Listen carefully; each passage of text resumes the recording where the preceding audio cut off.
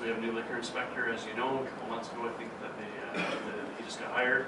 We have made contact. We do have some joint initiatives planned here moving forward. He is making arrangements to do some joint initiatives with that inspector, and I expect possibly by next month we'll be able to report back on at least one of those initiatives having been done. So they're actually interested in getting involved with our community wellness and public safety advisory.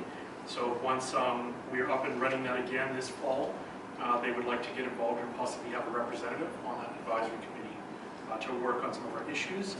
And then based on some of the other concerns that were brought up during the meeting, they want to start a targeted, I guess you could call it campaign in the community to deal with some of the alcohol and addictions issues.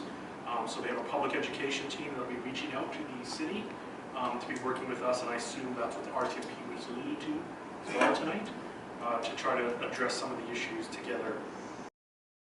When I worked at the liquor store 40-some years ago, when people would come in and buy large quantities of alcohol, the names and addresses where it was going used to be recorded. And I know this doesn't fall under you guys, but I wonder if we could maybe get back to that. We might be able to have a better understanding of where everything is going. It seemed to work back in the 80s. When someone comes in and buys 10 26ers and 6 or 8 Mickeys, you know it's not for personal consumption. It's going somewhere.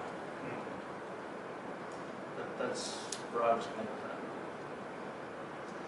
And I know some of them live in town, so we do have bootleggers. We brought it up as an idea, could you use patron scan? So the technology that's being used at the door to identify that Yes. your ID is good or not, could you do that and only retain the records for 24 hours?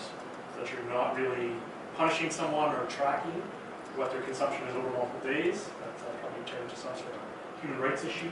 But could you track how much is being sold within a day and establish limits?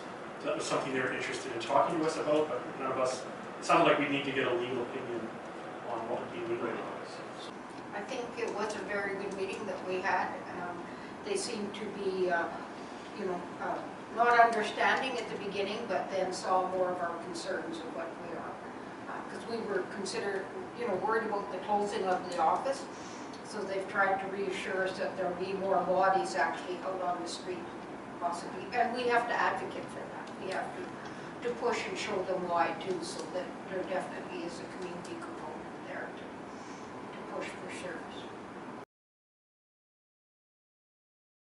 They're probably going to use us as a learning, so hopefully they help finance some of our initiatives, and because I think whatever comes out of this, they'll probably take to other communities as well.